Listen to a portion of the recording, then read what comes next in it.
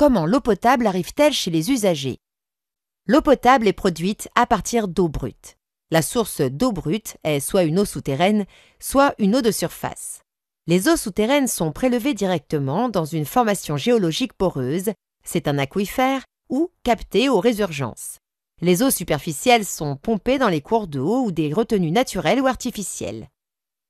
Sur un territoire donné, la source de prélèvement sera choisie selon son abondance, sa qualité et sa proximité. Pour protéger les ressources, la loi sur l'eau de 1992 impose la création de périmètres de protection des captages afin de prévenir les risques de pollution. Le périmètre de protection immédiat est une aire clôturée appartenant aux producteurs d'eau et entourant les équipements de captage. Toute autre activité que le prélèvement d'eau y est interdite. Le périmètre de protection rapproché est une superficie de quelques hectares autour du captage. Certains types d'activités susceptibles de dégrader la qualité de l'eau y sont interdits. Enfin, le périmètre éloigné correspond à l'aire d'alimentation du captage. Il est facultatif et n'est instauré que si des risques de pollution sont identifiés. Pour être rendue potable, l'eau brute va subir différents traitements. La clarification vise à éliminer les matières en suspension par une première étape de flocculation ou de coagulation. Les matières en suspension vont s'agréger les unes aux autres pour former des particules plus grossières et lourdes.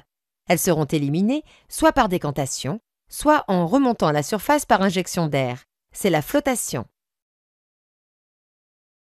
Après la clarification, la filtration va permettre de retenir les matières en suspension, plus difficiles à extraire, encore présentes, et les matières dissoutes. L'eau traverse un filtre à sable. Le sable permet une filtration.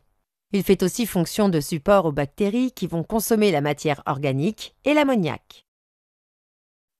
La troisième étape, la désinfection, permet d'éliminer les micro-organismes. L'eau est traitée par ajout de chlore, par ozonation ou par ultraviolet.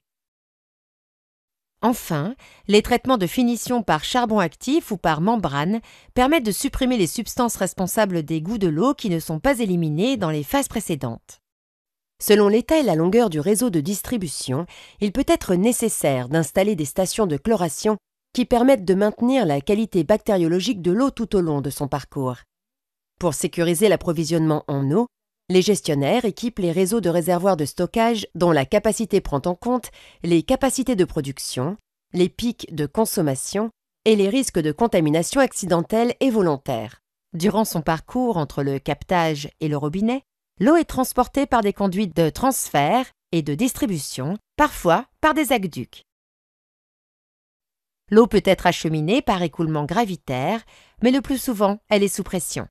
C'est notamment le cas au niveau des réseaux de distribution qui doivent fournir un débit minimum au robinet. L'eau est donc généralement pompée vers des réservoirs en hauteur, comme des châteaux d'eau, ou des réservoirs enterrés en surpression par des stations de pompage. Le réseau est maillé afin de répartir la pression entre les différentes conduites et il ne doit pas subir trop de fuites. Les conduites de distribution sont équipées de branchements qui acheminent l'eau jusque chez les usagers après comptage. Afin de réduire les coûts et les inconvénients liés au comptage, de plus en plus de collectivités dotent les compteurs de dispositifs de télérelève.